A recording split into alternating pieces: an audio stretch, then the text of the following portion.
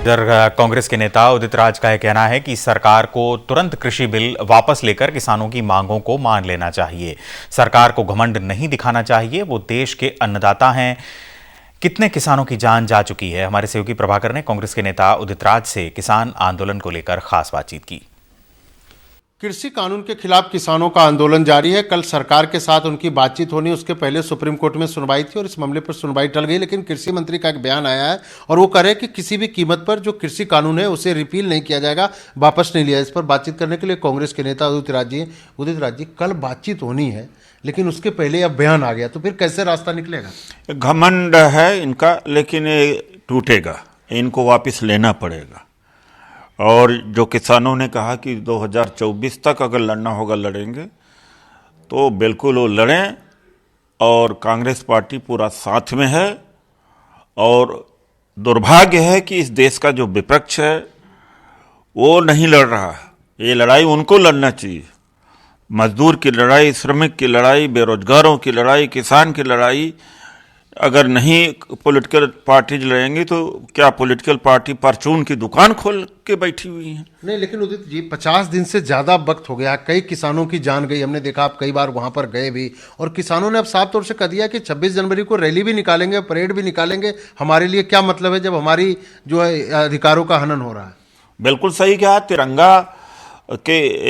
तिरंगा झंडा सम्मान के साथ निकाल रहे हैं और दोनों काम कर रहे हैं। देश का नाम भी ऊंचा कर रहे हैं, जनतंत्र का नाम भी ऊंचा कर रहे हैं और अपनी बातें भी कर रहे हैं। तो क्या गलत बात है?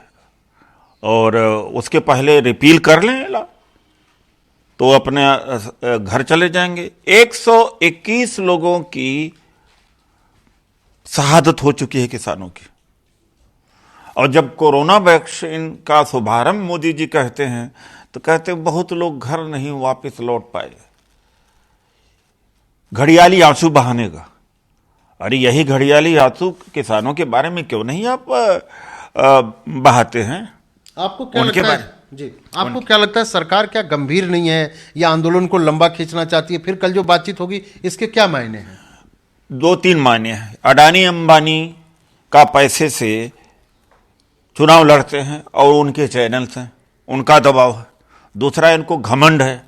और तीसरी बात है कि EVM, ED, CBI, income tax, NIA और गोदी मीडिया, ये सब इनके काबू में है। तो इसीलिए इनको इतना घमंड है। और घमंड किस बात का होना चाहिए? अरे ये बिल्कुल निरीह तबका है। किसान कितना मेहनत करता है, मुश्किल से अपना घर चला पाता है। उनसे आप प्रेस्टीज इशू बनाए हुए हो।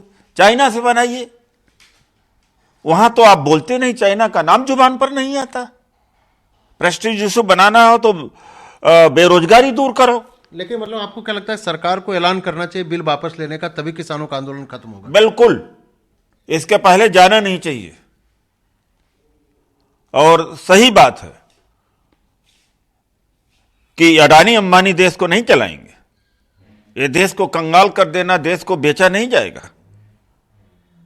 8 लाख करोड़ रुपया आप पूंजीपतियों का माफ कर देते हैं कर्ज।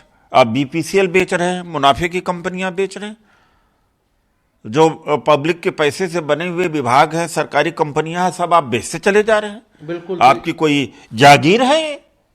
बिल्कुल। तो उदित राज जी हैं जो साफ तौर से कह रहे हैं कि जो कृषि कानून है उसे सरकार को वापस लेना चाहिए। कांग्रेस पार्टी पूरी तरीके से आंदोलन जो किसान कर रहे हैं उनके साथ है और उसके बिना जो बातचीत हो रही है इसका कोई नतीजा निकलता हुआ नहीं दिख रहा है। इस समय दिल्ली से कैमरामैन नईम के साथ प्रभाकर कुमार।